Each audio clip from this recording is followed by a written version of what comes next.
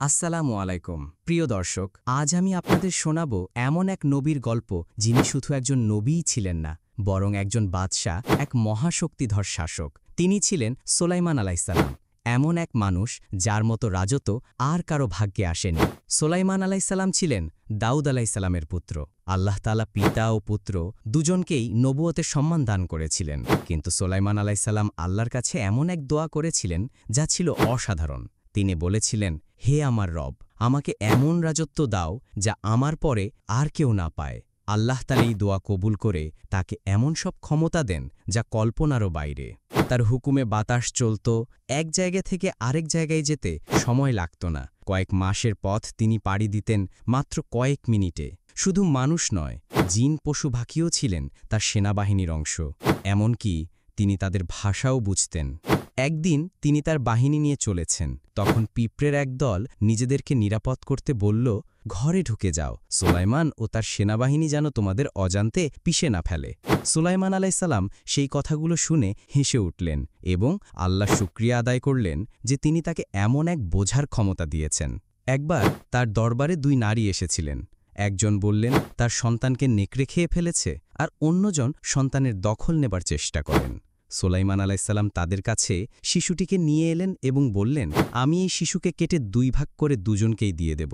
তখন ছোট নারী চিৎকার করে কেঁদে ফেললেন, না, ওকেই দিন, শুধু বাচ্চাটাকে বাঁচিয়ে রাখুন। তখনই সুলাইমান আলাইসাল্লাম বুঝলেন তিনিই শিশুটির প্রকৃত মা। এভাবেই তিনি ছিলেন বিচক্ষণ, বুদ্ধিমান এবং ন্যায়পরায়ণ। একবার তার নজরে পড়ল হুদহুদ নামের এক পাখি অনুপস্থিত। তিনি রাগ করলেন, কিন্তু কিছুক্ষণ পর হুদহুদ ফিরে এলো এবং বলল, আমি এমন এক জাতের খোঁজ পেয়েছি যারা সূর্যকে সেজদা করে। তাদের রানী একজন নারী, বিলকিস। তার বিশাল সিংহাসন রয়েছে, আর সে আল্লাহর বদলে সূর্যের উপাসনা করে। সুলাইমান আলাইসাল্লাম ততক্ষণাৎ একটি চিঠি লিখে দিলেন হুদহুদকে, যাতে বলা হয়েছিল, আল্লাহর নামে মুসলমান হয়ে আমার কাছে চলে এসো। রানী বিলকিস সেই চিঠি পেয়ে নিজের সভাসদদের সঙ্গে পরামর্শ করলেন। তারা বললেন, আমরা শক্তিশালী, যুদ্ধ করতে পারি, তবে আপনি যা বলেন তাই হবে। বিলকিস ঠিক করলেন আগে এক উপহার পাঠিয়ে সুলাইমান আলাইসাল্লামকে যাচাই করে দেখবেন। যখন উপহার পৌঁছালো তখন সুলাইমান আলাইসাল্লাম রেগে গেলেন, বললেন, তোমরা কি আমাকে ধন সম্পদ দিয়ে কিনতে চাও? যা আল্লাহ আমাকে দিয়েছেন তা তোমাদের ধনের চেয়েও অনেক উত্তম। এরপর তিনি বললেন, তোমাদের বিরুদ্ধে এমন বাহিনী নিয়ে আসব যাদের সামনে তোমরা দাঁড়াতেই পারবে না। এই দৃঢ়তায় বিলকিস অবাক হলেন। এরপর তিনি শান্তি চাইলেন এবং জানালেন তিনি ইসলাম গ্রহণে প্রস্তুত।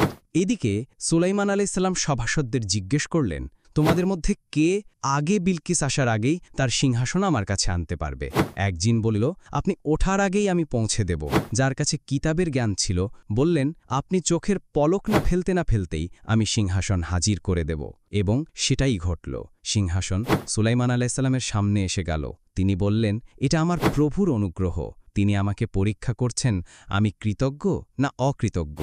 এরপর তিনি সিংহাসনে কিছু পরিবর্তন করালেন এবং বিলকিস যখন এলেন তাকে জিজ্ঞাসা করা হলো, তোমার সিংহাসনের মতো কি এটা? বিলকিস কিছুটা দ্বিধায় পড়ে গেলেন এবং বুঝলেন এটা তারই সিংহাসন, কিন্তু কিছুটা পরিবর্তিত। তারপর তাকে নিয়ে যাওয়া হলো এক কাচের তৈরি জলঘেরা প্রাসাদে।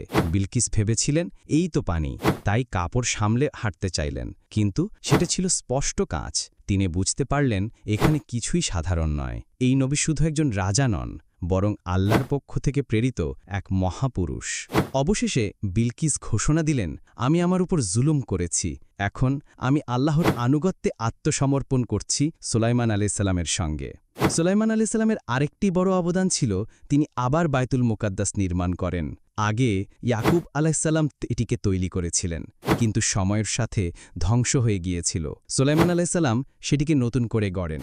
এখানে নির্মিত হয় হাইকালে সুলাইমান, যা এখনও ইহুদিরা পবিত্র মনে করে। তার জীবনের শেষ অংশ আমাদের জন্য বড় শিক্ষা। তিনি মৃত্যুবরণ করেন এমন অবস্থায় যখন তিনি দাঁড়িয়েছিলেন লাঠির ওপর ভর দিয়ে। তার মৃত্যু কেউ বুঝতে পারেননি। জিনরা তাকে জীবিত ভেবে কাজ করে যাচ্ছিল। পরে একদিন লাঠি ভিতরে উইপোকায় খেয়ে ফেলল, আর সুলাইমান আলাইসাল্লাম পড়ে গেলেন। তখনই সবাই বুঝতে পারল তিনি অনেক আগেই মৃত্যুবরণ করেছেন। আল্লাহ এই ঘটনার মাধ্যমে বোঝাতে চেয়েছিলেন জিনরা গায়েবের জ্ঞান রাখে না, আর সমস্ত শক্তি, জ্ঞান ও রাজত্বের পরেও এক নবীকেও মৃত্যুর স্বাদ নিতে হয়।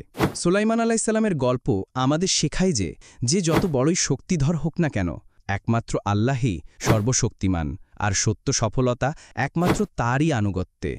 ভিডিওটি ভালো লাগলে লাইক দিন, শেয়ার করুন এবং সাবস্ক্রাইব করতে ভুলবেন না। আল্লাহ হাফেজ।